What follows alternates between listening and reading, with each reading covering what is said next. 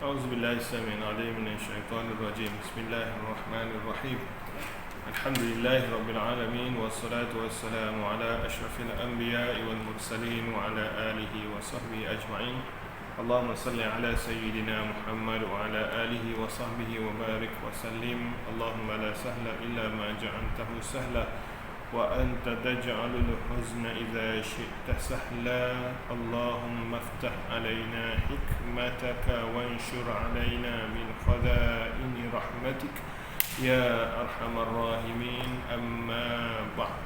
Tuan-tuan, puan-puan, para pendengar, para pelajar muallaf yang saya kasihi, Assalamualaikum warahmatullahi wabarakatuh. Alhamdulillah, syukur kepada Allah Subhanahu Wa Taala di atas segala nikmat dan juga segala rezekinya. Mudah-mudahan insya-Allah kita sentiasa menjadi seorang hamba yang bertakwa dan bersyukur kepadanya.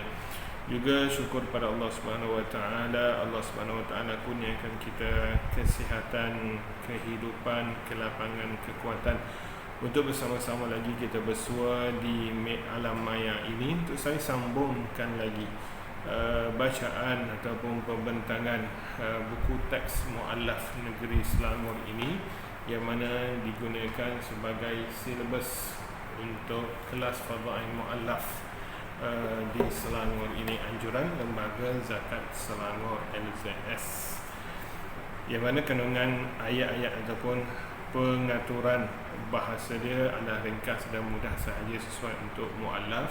Manakala untuk kita, untuk mukallaf, muslim yang daripada kecil lagi dah belajar, maka buku ini dia dianggap sebagai poin je lah, kata-kata kunci. Tapi bagi muallaf, mudah-mudahan buku ini membantu untuk lebih memahami tentang Islam dan juga memahami tentang Allah Subhanahu Wa Taala. Orang kata tak kenal maka tak cinta. Maka mudah-mudahan buku ini sedikit sebanyak membantu di samping buku-buku lain untuk lebih kenal dan lebih dekat dan lebih, orang kata apa, berpegang teguh dengan Islam itu sendiri, insya-Allah.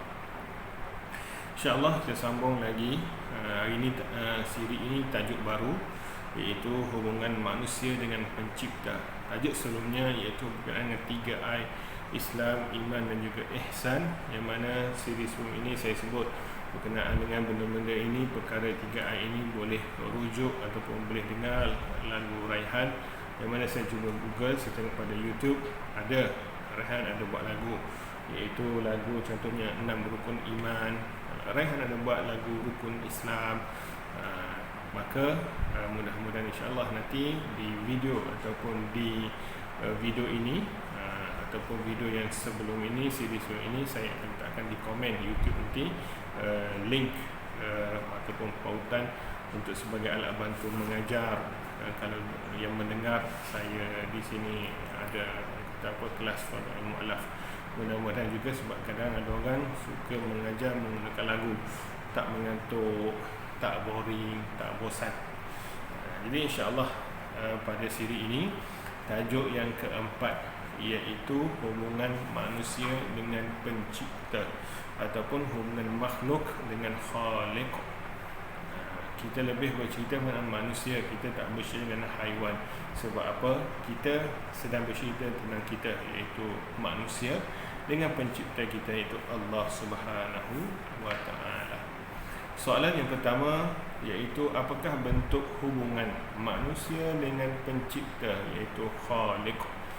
Hubungan ini Allah Subhanahu Wa Taala nyatakan daripada surah Al-An'am ayat yang kedua dan ketiga.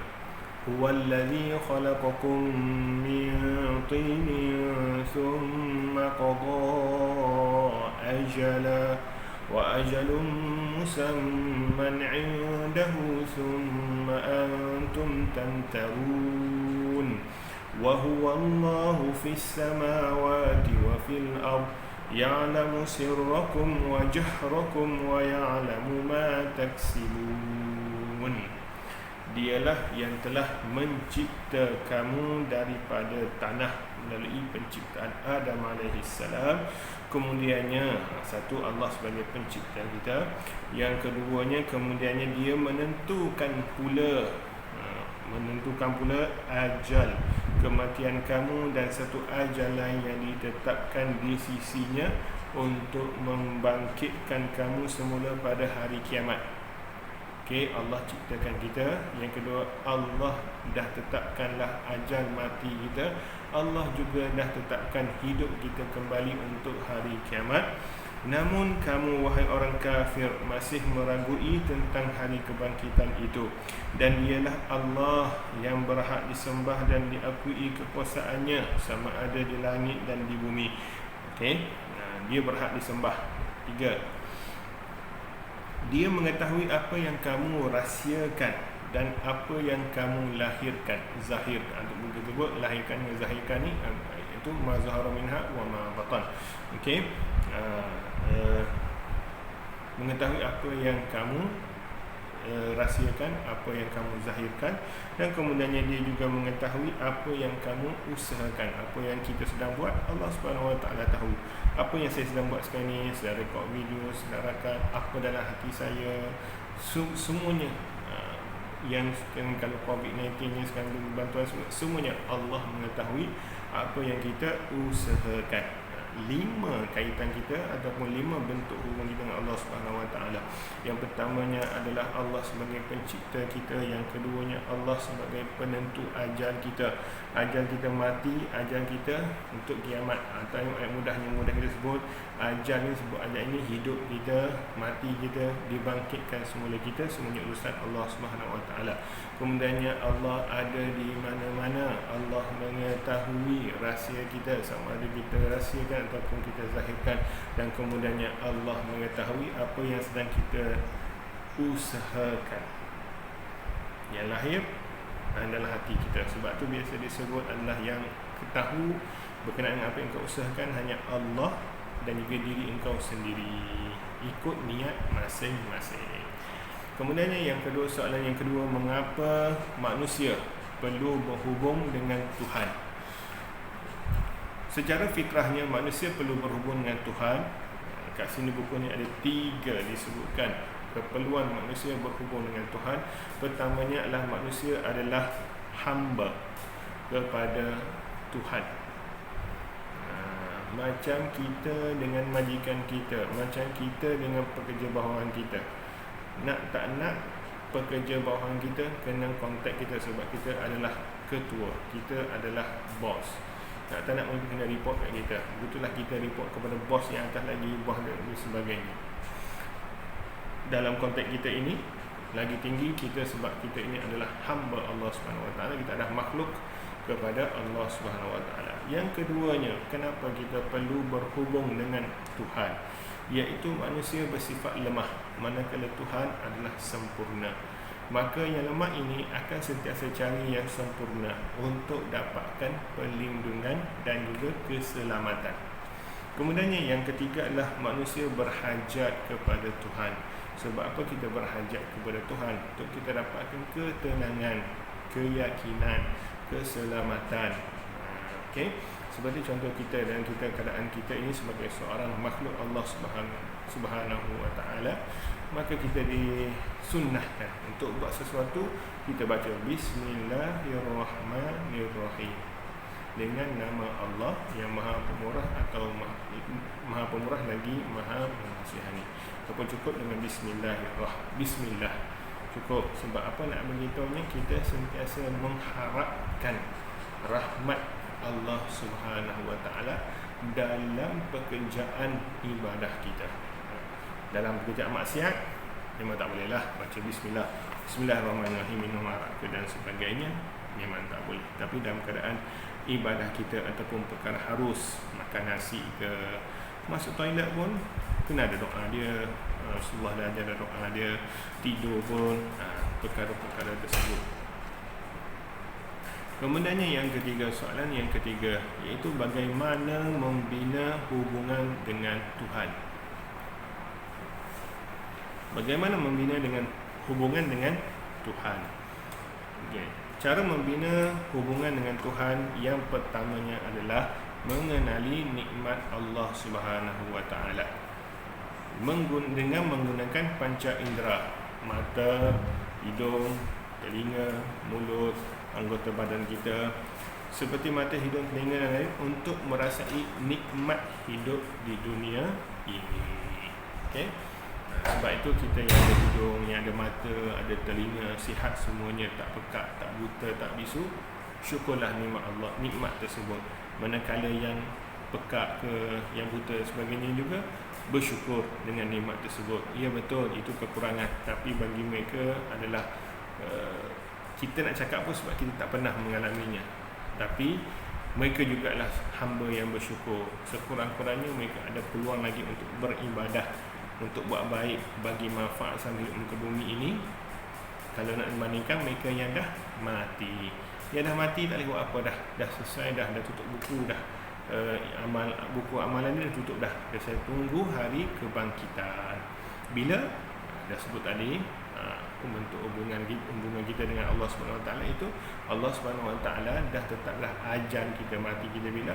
Allah Subhanahu Wa Taala juga dah tetapkanlah bila kita akan dibangkitkan. Semua itu rahsia Allah Subhanahu Wa Taala.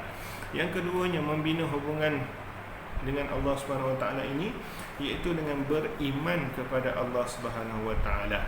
Apa maksud beriman?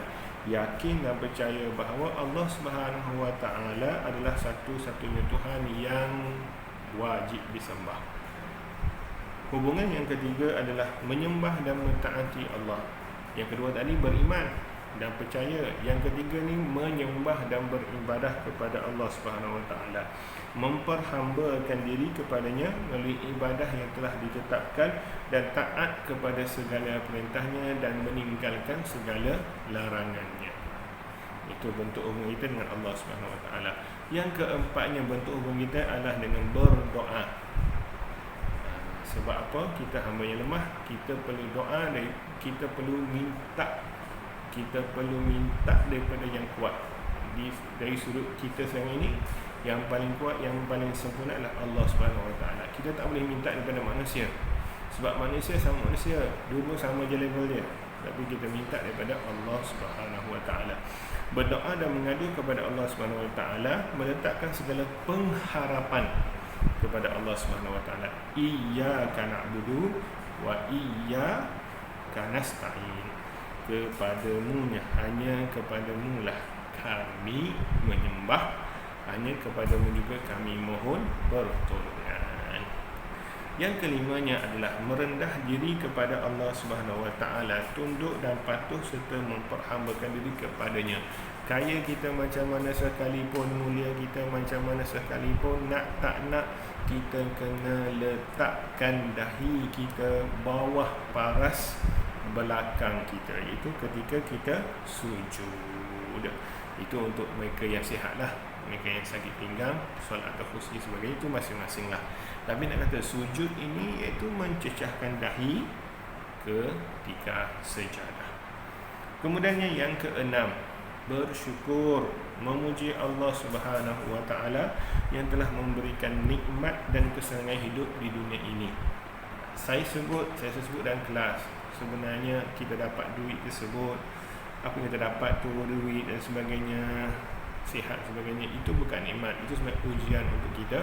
Ke manakah kita nak gunakan duit tersebut, masa lapang kita, masa kita sihat, masa kita muda, nak guna kat mana? Sebab benda-benda ini semuanya akan dihisab oleh Allah Subhanahu Wa Taala. Tapi jangan pula minta tak ada duit pula. Tak ada duit letih pula, jangan minta sakit, jangan. Allah bagi kita nikmat sihat, gunakanlah nikmat sihat itu untuk lebih dekat kepada Allah Subhanahu Wa Taala. Allah bagi duit melalui orang-orang, manusia-manusia yang lain, gunakanlah duit tersebut untuk manfaat orang lain, bukan untuk manfaat kita. Sebab bila kita bagi manfaat kepada orang lain, ramai yang doakan kesejahteraan, kebahagiaan ke tengah hidup kita. Kalau kita untuk kita je, maka macam mana cari doa daripada orang lain. Kemudiannya yang ketujuh, iaitu yang ketujuhnya bertawakal, menyerahkan segala urusan kepada Allah Subhanahu Wa Taala setelah berusaha. Saya sebut konsep duit, iaitu doa, usaha, ikhtiar dan tawakal. Jangan sesekali langkah pertama pasrah. Apa beza pasrah dengan redha? Pasrah ini main tak nak buat apa-apa, tu serah. Tapi redha ini adalah selepas dah buat, dah doa, dah usaha, dah ikhtiar, dah tawakal, jadi apa-apa redha, ya Allah, aku redha dengan apa yang telah Engkau takdirkan kepadaku. Macam contoh kita sebut tadi dalam siri surah ini, dah tengok dah orang kata apa, COVID-19 contohnya, kita keluar juga tak pakai mask, kita pula batuk-batuk sebagainya, tak nak jaga social distancing sebagainya, tiba dapat kat kita pun takdir Allah, tak boleh. Itu adalah orang kata apa, salah konsep tersebut. Sama juga lah kita tengok longkang kat depan, Allah pun dah bagi tahu ada longkang kat depan, kita tetap juga pergi. Alasan kita pasrah, tak boleh. Kita boleh usaha untuk elak, kecuali kita memang dah berjalan hati-hati, tiba-tiba jatuh, itu merupakan orang kata apa, kemalangan yang mana kita tak sengajakan. Tapi orang dah begitu, kita tak jalan macam biasa, kita jatuh longkang, kita berkata ni tak kena Allah, tak boleh. Konsep tersebut perlu diperbetulkan. Seterusnya adalah soalan yang keempat, apakah kesan hubungan manusia dengan Allah Subhanahu wa Ta'ala?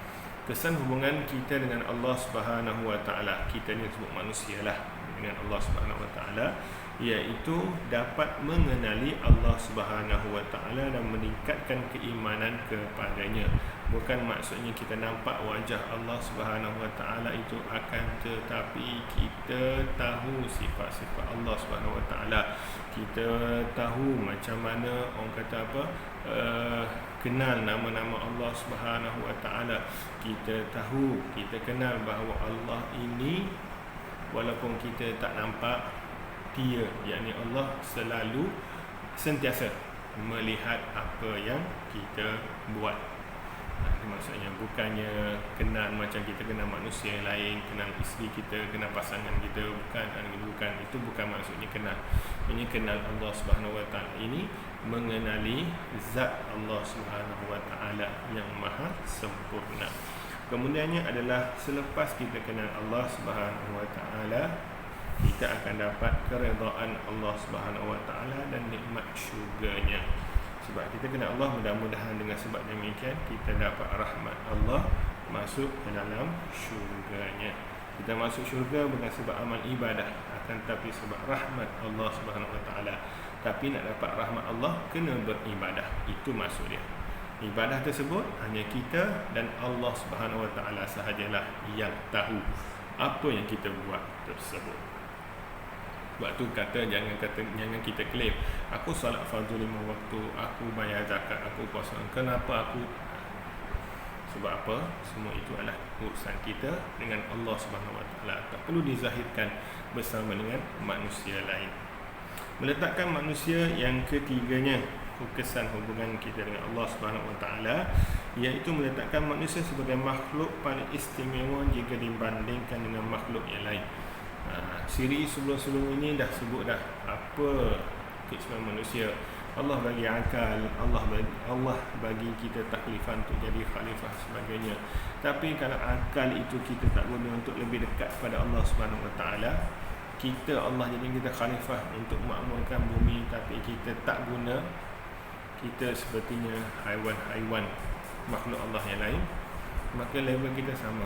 Akan tapi kalau kita upgrade diri kita, jadi orang baik, manfaatkan ilmu kita, manfaatkan kudrat kita, manfaatkan tenaga kita, manfaatkan diri kita, maka insya-Allah martabat kita, taraf kita tinggi dan juga terletak di tempat istimewa di sisi Allah Subhanahu wa Ta'ala berbanding dengan makhluk-makhluk lain. Kemudiannya, apakah erti hubungan manusia dengan manusia dalam Islam? Hubungan manusia dengan manusia iaitu hablum minan nas. Tadi hablum minallah, ini hablum minan nas, iaitu Islam bukan semata-mata agama ritual, agama penyembahan dan ibadah semata-mata, akan tetapi Islam agama kehidupan. Bukan ibadah sahaja, tapi dia kehidupan kita yang sesuai dengan hubungan manusia sama manusia. Hablum minallah. Hablum ni tali. Hablum minallah dan juga hablum minannas, tali kemanusiaan. Dengan tadi sebut tadi hubungan dengan pencipta itu hablum minallah. Yang keduanya hablum minannas, hubungan kita dengan manusia. Al-Quran menyatakan hubungan sama manusia ini dikenali sebagai hablum minannas. Saya pula ke depan daripada buku ni. Okey. Alhamdulillah beberapa kali khatam dah buku ini. Jadi dah kita ke depan sikit. Maaflah. Kemudiannya adalah yang ketiganya, hubungan ini adalah antara individu dengan individu, seorang sama seorang ataupun kumpulan dengan kumpulan, secara harmoni berlandaskan prinsip-prinsip Islam. Mengapakah Islam menekankan kepentingan hubungan manusia sama manusia? Hubungan hablum minannas, Islam amat pentingkan dia kerana adalah manusia adalah makhluk yang mesti bermasyarakat. Dan secara fitrahnya manusia tak boleh hidup seorang-seorang, tak boleh. Manusia memang kena bermasyarakat. Okey, dalam surah As-Saff Allah sebut Allahumma salli ala sayyidina Muhammad. Allahumma salli ala sayyidina Muhammad. Saffan ka'annahum bunyan marsus. Kita ni hidup secara soft seperti mana binaan. Kemudiannya yang keduanya adalah fitrah kejadian manusia saling memerlukan antara satu sama lain. Contohnya, suami perlukan isteri, lelaki perlukan wanita. Itu contohnya lah. Kawan sama kawan pun nak BFF, perlukan kawan yang boleh simpan rahsia. Kawan, sahabat, kawan karib, BFF dan begitulah nama-nama yang disebutkan sebenarnya kan dalam bahasa Arab. Ada level-level dia, asdiqah, zumala, sahabat dan sebagainya. Itu benda tu dalam kaedah bahasa Arab lah. Kita tak bercerita lah kaedah tersebut sekarang ini. Kemudiannya yang ketiga, sifat manusia yang mempunyai daya keinginan dan cita rasa yang tinggi tidak boleh dicapai melainkan dengan berinteraksi sama manusia. Kita perlu bermesyuarat. Sebab apa? Kita ini ada level kita. Nak tinggikan level kita, kena bermasyarakat. Barulah kita tengok ada orang yang lebih tahu daripada kita, kita rasa kita perlu upgrade diri kita, kita belajar, cari pengalaman dan sebagainya. Kemudiannya begitulah, sama-sama luah brainstorming, sama-sama berkongsi, sama-sama bekerjasama, maka insya-Allah kita akan tinggikan taraf kemasyarakatan kita. Kemudiannya yang keempat, perutusan Nabi Muhammad sallallahu alaihi wasallam untuk membina sistem masyarakat berasaskan Islam seperti yang dilakukan di kota Madinah sehingga akhirnya menjadi contoh kehidupan sama manusia yang terbaik. Contohnya Rasulullah sallallahu alaihi wasallam bila berhijrah ke Madinah, dia buat apa yang pertamanya? Baginda buat masjid. Masjid itu pusat kemasyarakatan yang paling utama. Masjidlah tempatnya masyarakat berkumpul kat situ. Nak solat itu paling penting lah. Nak bermesyuarat, nak dapatkan pertolongan, bantuan dan sebagainya kat situ. Kemudiannya lepas Rasulullah bina Masjid Quba, Rasulullah mempersaudarakan Muhajirin dengan Ansar. Sebab apa? Mesti bersaudara dulu, baru boleh bina kerjasama, baru boleh saling tolong-menolong, saling bantu-membantu sesama masyarakat. Kalau tak kenal, macam mana nak bantu? Macam tu. Okay, yang kelimanya adalah teras kehidupan ini berasaskan tauhid dan prinsip-prinsip universal yang ada dalam Islam. Kita pun dah sebut berkenaan dengan keindahan Islam. Itu ada 5 keindahan Islam tersebut dalam siri sebelum ini, iaitu bagaimana fokusnya untuk sentiasa hubungkan manusia dengan manusia, hablun minannas. Apakah soalan yang terakhir? Okay, soalan yang terakhir, soalan yang ketujuh untuk tajuk keperluan manusia kepada ataupun bukan keperluan, hubungan manusia dengan pencipta. Itu dalam bab hablum minannas. Apakah contoh teladan kehidupan hubungan sosial ini? Contohnya yang pertama adalah hubungan keluarga. Nabi Muhammad sallallahu alaihi wasallam amat mengasihi isteri-isteri dan juga anak-anaknya. Prinsip kasih sayang yang dimodelkan oleh baginda boleh dijadikan panduan kepada institusi keluarga. Bagaimana kita lihat dalam sirah, contoh bagaimana pengasihnya Rasulullah sallallahu alaihi wasallam dengan isteri baginda, dengan anak-anak baginda, dengan cucu-cucu baginda Hasan dan Husain. Kita boleh lihat, nak katanya bagaimana Islam ini tetap menitik beratkan hubungan manusia sama manusia. Bukan hanya fokus kepada berkhalwat, contohnya Rasulullah pergi ke Gua Hira sahaja, bukan, tapi manusia dengan manusia juga Islam tetap titik beratkan. Contohnya adalah daripada ayat surah Ar-Rum. Konsep ini disebutkan, Allah sebutkan dalam surah Ar-Rum ayat yang ke-21. Ayat ini masyhur. Bila time kahwin, majlis kahwin, tak kiralah akad nikah ke resepsi ke, kalau akad nikah, ayat ni ada dalam khutbah nikah. Yang mana yang belum kahwin, time khutbah tu boleh dengarlah ayat ni akan baca.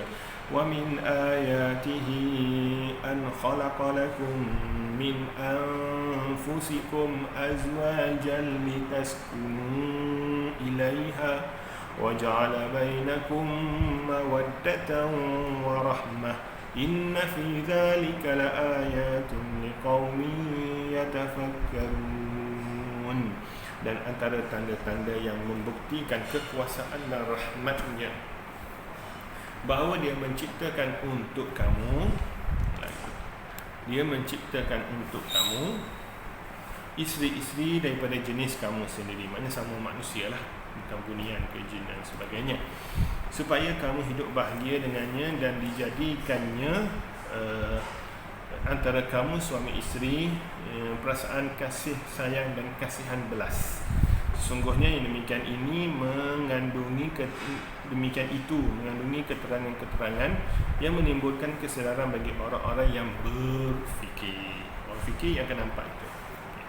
Kalau kita tak nampak tu, maknanya kita sebenarnya lah bukan di kalangan orang-orang yang berfikir. Kita bukan orang berfikir lah kalau kita tak nampak hikmah tersebut. Yang keduanya adalah hubungan yang ditunjukkan oleh Rasulullah sallallahu alaihi wasallam adalah hubungan kejiranan.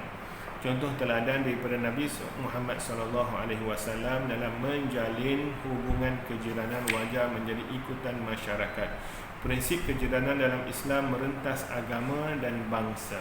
Contohnya dalam sirah Nabi sallallahu alaihi wasallam disebutkan ada jiran Nabi ini adalah yang beragama Yahudi. Maknanya beliau ini sukalah marah Nabi, maki Nabi dan sebagainya. Akan tetapi Nabi SAW tetap pergi buat baik. Kalau dalam satu kisah lain, ada satu tu yang buta tu, Nabi suap dia dan sebagainya. Sehingga bila baginda wafat, Sayyidina Abu Bakar pula ambil alih. Maka bila makcik Yahudi tersebut, bila Abu Bakar suap tu, dia kata bukan tangan ni yang menyuapkan. Maka menangislah Abu Bakar. Sebab nak katanya bagaimana lembutnya lagi baginda bantu, baginda santuni wanita Yahudi tersebut. Tengok bagaimana hubungan kejiranan yang ditunjukkan oleh Rasulullah SAW. Bukan setakat agama, bukan setakat bangsa. Rasulullah semua bila sebut jiran ini, namanya jiran paling ringkas definisi dia 40 buah rumah di sekeliling kita. Itu namanya jiran. Sabda Nabi SAW, dalilnya adalah daripada hadis Nabi SAW yang mana saya baca mafhumnya sahaja daripada Abdullah bin Al-Musawir. Katanya, aku mendengar Ibnu Abbas radhiyallahu an memberitahu kepada Ibnu Zubair radhiyallahu an, katanya aku mendengar Nabi SAW bersabda, laisal mu'minul ladzi yashba'u ja'i'un. Tidak sempurna iman jika kamu kekenyangan dan jiran tetangga kamu kelaparan. Hadis riwayat Bukhari. Tadi sebelum ini Muslim, Bukhari dan Muslim ini merupakan dua sahih, yang dua rujukan hadis yang paling tinggi sekali selepas Al-Quran. Yang ketiganya adalah contoh yang ditunjukkan Rasulullah SAW, iaitu contoh hubungan kemasyarakatan atau hubungan masyarakat. Model hubungan masyarakat di Madinah yang dicorakkan oleh Nabi Muhammad SAW telah menjadi contoh dalam membangun kehidupan masyarakat harmoni pada hari ini. Wujudnya piagam Undang-Undang Madinah yang menyatakan tentang dasar sosial Islam dan hubungan kemasyarakatan adalah bukti Islam mengambil berat hubungan kemasyarakatan ini.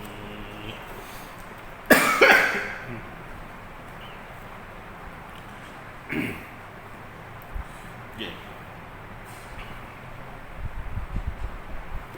Apakah kesan kalau kita tidak menjaga hubungan dengan Allah dan juga hubungan dengan manusia? Hablum minan nas, hablum minallah, hablum minan nas. Apakah kesan kalau kita tak buat dua perkara ini? Allah Subhanahu wa taala menyebut dalam surah Ali Imran ayat 112. ضربت عليهم الذلة أينما ثقفوا إلا بحبل من الله وحبل من الناس وباءوا بغضب من الله وضربت عليهم المسكنة ذلك بأنهم كانوا يكفرون بآيات الله ويقتلون الأنبياء بغير حق ذلك بما عصوا وكانوا يعتدون. Mereka ditimpakan kehinaan di mana sahaja mereka berada, kecuali jika mereka berpegang kepada tali daripada Allah, yakni agama Allah, dan tali daripada manusia, berpegang janji dengan manusia, dan sudah sepatutnya mereka beroleh kemurkaan daripada Allah dan mereka ditimpakan kemiskinan. Yang demikian itu disebabkan mereka sentiasa kufur dengan ayat-ayat Allah dan mereka membunuh nabi-nabi dengan tiada alasan yang benar. Semuanya itu disebabkan mereka derhaka dan mereka sentiasa melampaui batas. Ini ada satu ayat, ada satu perkataan waba'u. Waba'u itu bukannya wabak, tapi waw itu waw kata apa? Waw ayat penghubung, kata penghubung waw dan ba'u. Ini ba'u ini mereka beroleh waba'u bighadabin min Allah, dan mereka beroleh kemurkaan daripada Allah. Itu sajalah nak bercerita sebab sekarang ni bila dengan wabak itu wabak lah, dah menyebut wabak padahal bukan wabak. Contohnya waqarna surah Al-Ahzab disebutkan ni kuruna sebagainya, ayat ketiga surah ketiga sebagainya, macam-macam. Jadi insya-Allah mudah-mudahan perkongsian saya untuk siri yang hari ini, yang sekarang ini, iaitu berkenaan dengan hubungan manusia dengan pencipta, insya-Allah mudah-mudahan memberikan kefahaman kepada kita betapa pentingnya pertama kita ikat tali kita dengan Allah Subhanahu wa taala, cinta, kenal Allah Subhanahu wa taala, buat segala perintahnya, tinggalkan segala larangannya. Dan yang keduanya hubungan kita dengan manusia, jangan tinggal masyarakat, jangan lari dari masyarakat, jangan cari musuh, akan tapi carilah kawan. Mudah-mudahan insya-Allah kawan-kawan yang kita cari itu kawan-kawan yang boleh bantu kita untuk kita masuk ke syurga Allah Subhanahu wa taala, insya-Allah. Cukup sekadar ini untuk siri yang kali ini. InsyaAllah seterusnya kita akan baca tajuk kelima, iaitu konsep ketuhanan. Mudah-mudahan insyaAllah saya kongsikan ini membantu tuan-tuan, puan-puan, untuk utamanya pelajar mu'alaf untuk lebih kenal Allah Subhanahu wa taala. Dan ampun dan maaf ada salah silap, sama-sama saya terbuka untuk sebarang komentar. Mudah-mudahan insya-Allah sama-sama kita boleh perbaiki dan tingkatkan diri kita, ilmu kita, insya-Allah. Stay safe, stay at home, Mudah-mudahan insya-Allah sama-sama kita selamat dan sihat, lindungi daripada wabak ini, dan juga mudah-mudahan insya-Allah Allah angkat, Allah hilangkan wabak ini daripada kita insya-Allah. Juga selamat menyambut Ramadan Al-Mubarak. Mudah-mudahan insya-Allah Ramadan kali ini kalau Allah bagi rezeki jumpa, kita azam buat yang paling terbaik sepanjang hidup kita di muka bumi ini insya-Allah. Allah Ta'ala alam. Wabillahi taufiq wal hidayah. Assalamualaikum warahmatullahi wabarakatuh.